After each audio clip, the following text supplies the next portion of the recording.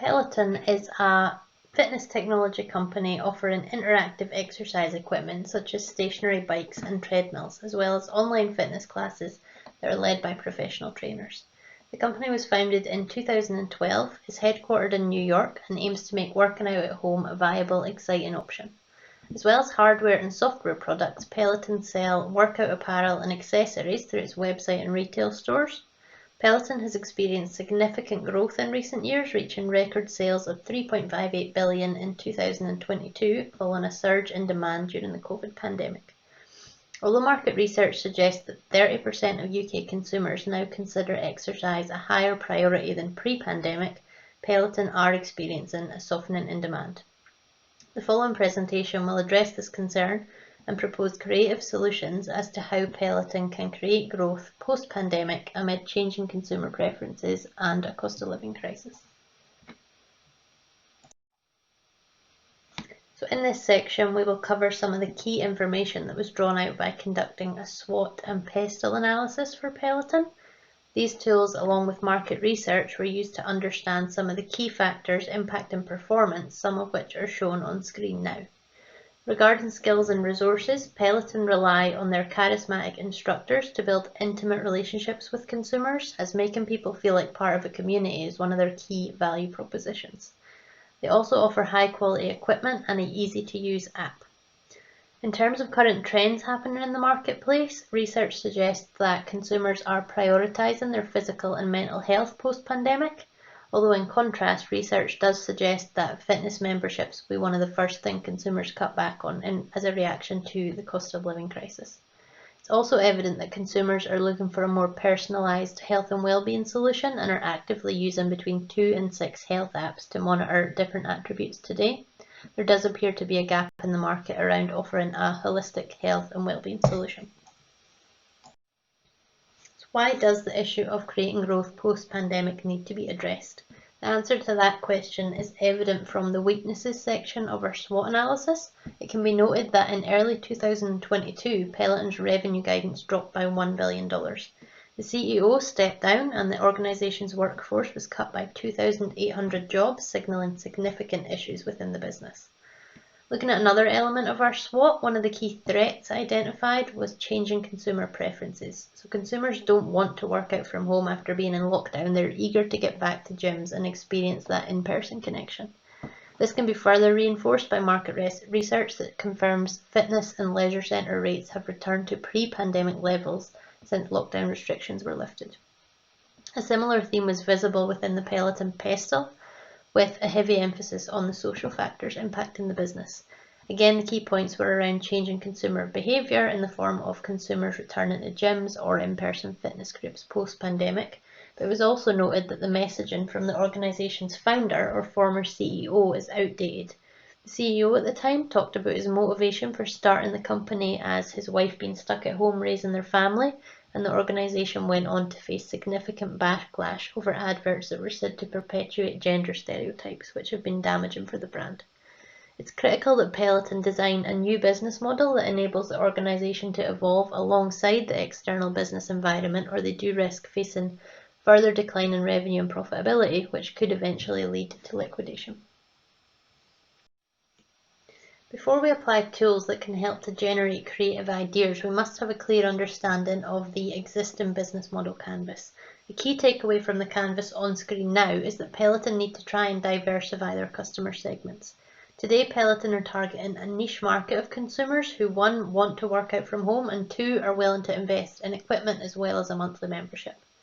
You can see the value proposition today is well aligned with their target customers. However, Peloton must recognise that this will only appeal to a limited number of consumers. So the first tool used to develop a new business model for Peloton was unbundling. When reviewing the existing business model canvas, I see 3 main opportunities to apply unbundling. First is around customer segments. Peloton are currently targeting a niche market, and that is individuals who are looking to experience an interactive workout session from home. This can be considered a relationship business, as the key to their success is building and maintaining that relationship or making users feel like part of a community after the sale has occurred. They're also targeting hotels and fitness centres. Now this relationship is more transactional, therefore could be considered an infrastructure business. The hotels and gyms aren't necessarily looking for a close relationship after the sale, they just want the equipment. The second opportunity is around revenue streams. Peloton have two main revenue streams in the current business model. The first is selling equipment, which is the transactional piece, so could be considered an infrastructure business.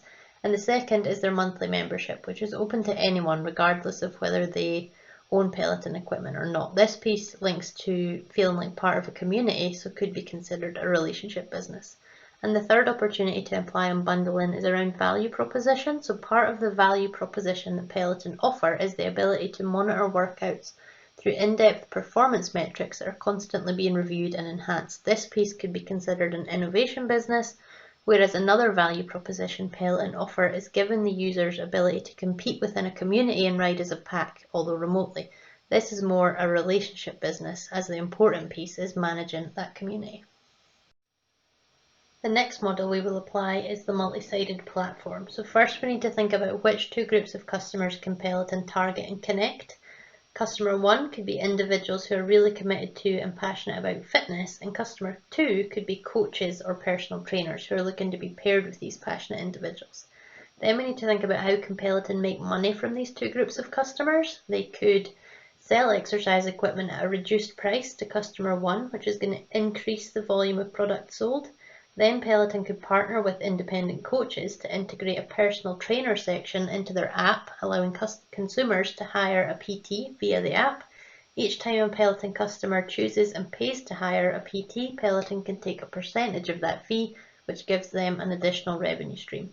What value proposition does this offer? For customer 1, individuals are getting high quality equipment at a reduced price, and they're being given the opportunity to sign up to personal training, whereas coaches or customer 2 are being linked with an audience. Next we have the freemium business model. Today all consumers have to pay a monthly subscription for the Peloton app. Applying the freemium model could mean offering all consumers free access to a Peloton app that contains pre-recorded workouts only. They could then offer a premium service within the app that users can purchase if they want to participate in live workouts. One of the challenges Peloton face today is encouraging consumers to sign up to their membership when there's so much free content online, but these free pre-recorded workouts will be exposed to a much wider audience who'll be more inclined to purchase a premium membership if Peloton prove their free material is of higher quality than competitors. Finally, we will consider Peloton through the business model lens by mapping out what are the organisation's strategic goals, and that is to increase revenue and profitability. When considering the business environment challenge of changing consumer behaviour, it's clear that Peloton need to diversify their customer base and create additional revenue streams. Market trends indicate an opportunity around wearable technology, therefore Peloton could develop and introduce a new wearable technology product which allows consumers to track exercise, well-being and diet all in one place. Instead of allowing consumers to link their app with a compatible product, consumers could link to an all-encompassing Peloton health tracker.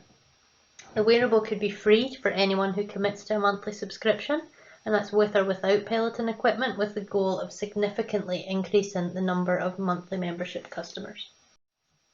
Now that we have a variety of creative solutions, we must consider which are the most desirable, feasible and viable.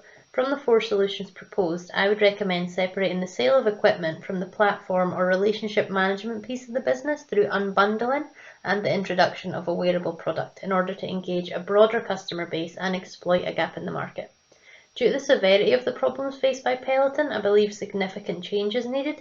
Although unbundling would enable Peloton to optimize each function, the proposal developed using the business model lens will drive significant change across the business and make a greater impact on overall performance. In this final slide, I've included a business model canvas based on introducing a new wearable product known as Peloton's Digital Health and Fitness Coach.